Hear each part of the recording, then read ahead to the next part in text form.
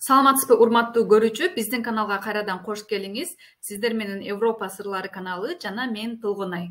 Бүгүн сиздерге биздин каналдагы жаңы рубриканы сунуштап жатам. Ал рубрикада биз поляк тилин үйрөнөбүз.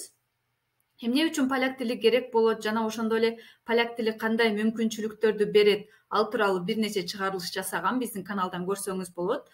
Дагы эгерде кыскача кайталай кетсем, поляк тилин үйрөнсөңүз, жакшы деңгээлде билсеңиз, Польшада бекер билим алып, ошондой эле бекер билим албастан ай сайын стипендия алып, дүйнө жүзүндөгү Европанын башка мамлекеттерине стажга барып, түрдүү конференцияларга барганга чоң деген мүмкүнчүлүктөр ачылат. Ал эми жок, окууга кызыкпай, мен жөн гана иштегени келдим десеңиз дагы, поляк тилин үйрөнүп алсаңыз, Польшадан жаңы жумуш табууга, жакшы жаңы жумуш табууга жол ачылат, ошондой эле жашооңуз жеңилдейт. Анткени Польшада эң маанилүү, эң колдонулган тил бул бир гана поляк тили. Бүт бардык документация, бардык ишканаларда бир гана поляк тили колдонулат. Ошондуктан менин жеке оюмда поляк тили сөзсүз түрдө керек болот. Бүгүнкү чыгарылышта сиздерге Польшадагы эң көп, эң керектүү фразаларды көргөзгүм келди. Мен сиздерге полякчасы кандай болуп окулат, ошону айтып берип, ошондой эле кыргызча которулушун айтып берем.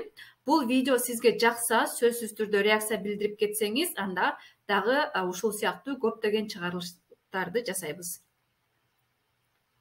Анда эмесе баштайлы. Биринчи сөз бул честь.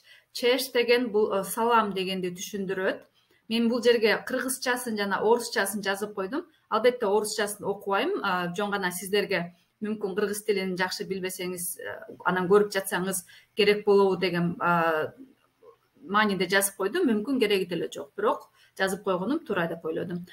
Честь деген бул болсо салам дегенди түшүндүрөт. Ошондой эле поляктар коштошуп жатканда дагы, айрыкча жакын достор бири-бири менен сүйлөшүп, анан кетип жатканда дагы честь деп айтып коюшат. Бул болсо кош бол жана честь салам дегенди түшүндүрөт. Ошондуктан эгерде поляк сизге сүйлөп жатып башында честь, кайра кетип жатып дагы честь деп айтса, таң калбаңыз, бул нормалдуу көрүнүш. Экинчи болсо бул день добрый.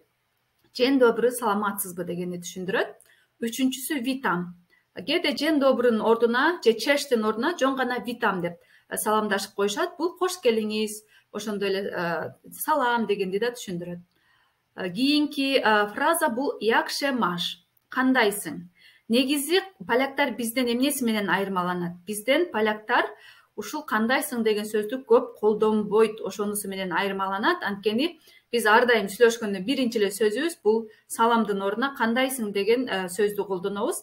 Ал эми поляктар кандайсың, полякча якше машты колдонушпайт. Анын ордуна кээде эгерде тааныштар, жакшы тааныштар, достор болсо, со слыхач деп айтып коюшу мүмкүн. Ал со слыхач ошол кандайсың, кандай жаңылык жашооңдо деген маанини түшүндүрөт. Ошондуктан сиз дагы кандайсың биринчи честь деп туруп, анан со слыхач деп айтып койсоңуз туура болот. Кийинки фразалардын бири бул як пан понимана имя. Бул болсо негизи поляк тилинде айым жана мырза деген, мырза бул пан болот, ал эми айым пани. Ошондуктан эгерде бир өзүңүздөн улуу адамдан атын сурагыңыз келип жатса, ошондой эле бир адамга жаңы эле жолугуп, ошол адамдын атын, ысымын сурагыңыз келип жатса, як пани или пан мана имя деп сурашыңыз керек. Эгерде өзүңүзгө тең туш адамдын атын билгиңиз келип жатса, анда як машна имя деп сурайсыз. Як машна имя бул атың ким? Кийинки фраза бул мамна имең, менин атым. Өзүңдүн атыңды айтып жатканда, мамна имя Толгонай, мисалы, ошентип айтылат. Андан кийинки фраза бул мило чең познать. Таанышканыма кубанычтамын. Кийинки фраза бул иле пан понималат. Канча жаштасыз?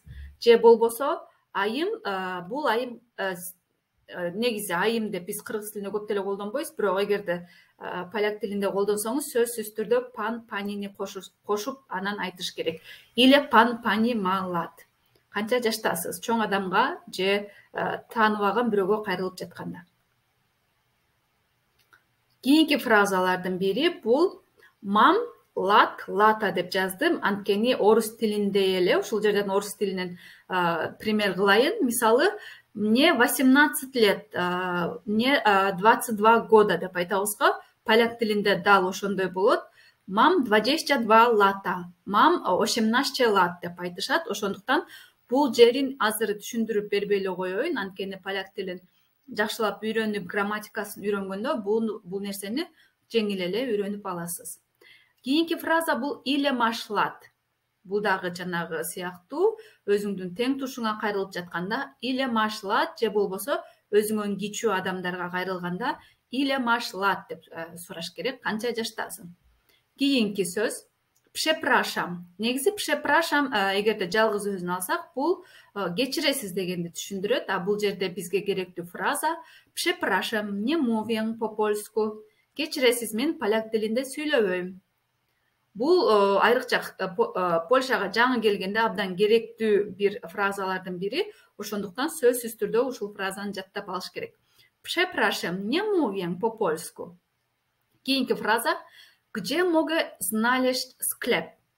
Sklep деген бул дүкөн. Дүкөндү кайдан тапсам болот деп сурасаңыз болот. Бул жака келгенден кийин ошондой эле ушул sklep деген ордуна башка нерсени коюп, башка объекттин атын коюп, анан ушул эле фразаны колдоно берсеңиз болот. Мисалы, где могу знaleźć przystanek. Przystanek бул остановка. Аялдама, ошондо аялдаманы кантип тапсам болот деген сыяктуу. Андан кийинки фраза бул где есть кантор. Кантор деген поляк тилинен кыргыз тилине которсок акча алмаштырган жай. Ошондо где есть кантор деген бул болсо акча алмаштырган жай кайда дегенди түшүндүрөт. Кийинки фразалар бул где знайдуеше шпитал. Шпитал деген бул оорукана. Албетте мындай суроону эч кимден сурабай эле коелу. Бирок албетте керектүү болуп калуучу фразалардын бири. Где знайдуеше шпитал? Оорукана кайсы жерде жайгашкан? Ошондой эле бул жерден дагы мына шпитал дегендин ордуна башка сөздү коюп, мисалы, где знайдуеше склеп, где знайдуеше кантор, где знайдуеше przystanek сыяктуу ушинтип колдонсо болот. Кайсы жерде бир атын айтып, ушул кайсы жерде жайгашкан деп сурап жаткан нерсени түшүндүрөт. Кийинки фраза Ктура есть година. Саат канча болду? Ктура есть година. Шукам працы. Жумушка келгендерге абдан керектүү фразалардын бири шукам працы. Жумуш издеп жатам. Праца деген бул жумуш, ал эми шукам издеп жатам. Прошен ми помуц. Суранам. Жардам бериңиз. Прошен бул суранам. Помуц бул жардам. Прошен ми помуц. Суранам. Жардам бериңиз. Кийинки фраза Дженкуен бардзо. Чоң рахмат. Албетте кээде Дженкуе бардзону бардзо деген сөздү жок эле колдонсо дагы болот. Жөн гана Дженкуе ал болсо, ал эми бардзо деген бул абдан дегенди түшүндүрөт. Ошондуктан же чоң дегенди түшүндүрөт. Ошондуктан бул чоң бардзо дегенди колдонбостон жөн гана Дженкуе деп айтсаңыз дагы туура болот. Көп учурда негизи поляктар сөздөрдү абдан кыскартып сүйлөгөндү жакшы көрүшөт дагы. Ошондуктан Дженкуе бардзо деп айтып отурбай эле жөн гана Дженки деп коюшат. Бул Дженки деген сөздү өзүңүздүн досторуңузга, жакшы тааныштарыңызга колдонсоңуз болот. Кийинки фраза бул до видзения. Кош болуңуз.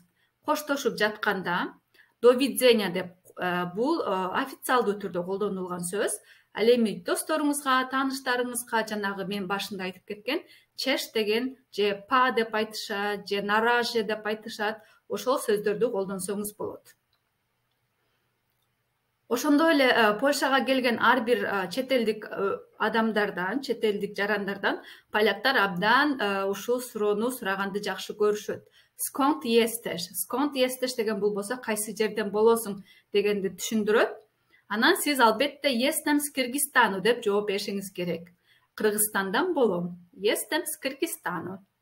Ошол негизи поляктар Кыргызстанды Киргизстан же Республика Киргизска деп айтышат, бирок көп учурда Киргизстан деп билишет. Достор, мына ушул сөздөр менен сиздерди бүгүн тааныштыргым келди. Эгерде ушул чыгарылыш жакса, анда сөзсүз түрдө реакция билдирип, дагы ушул сыяктуу видеолор сиздерге керек болобу, мен менен кошо поляк тилин үйрөнгүңүз келеби, ошол тууралуу сөзсүз жаза кетиңиз. Эгерде канчалык көп реакция, канчалык көп сураныч болсо, сөзсүз түрдө ушундай чыгарылыштарды көп жасаганга аракет жасайм. Барыңыздарга белгилүү, мен сиздер канчалык бизге реакция кылып, өзүңүздөрдүн сунуштарыңыздарды жазып турсаңыз, бизге ошончолук көп мотивация болот жаңы видеолорду жасаганга.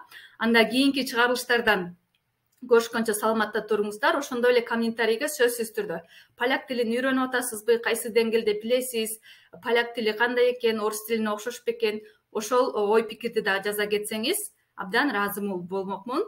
Көрүшкөнчө.